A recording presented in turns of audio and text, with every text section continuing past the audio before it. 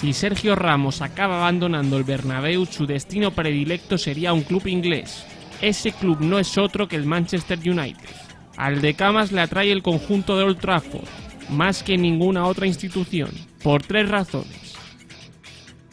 Vínculo especial. Sergio Ramos siempre ha tenido un cariño singular para el Manchester United, por influjo paterno. Lo reconoció en una entrevista en 2013. Mi familia es del Sevilla, pero mi padre siempre tenía una debilidad por el Manchester United.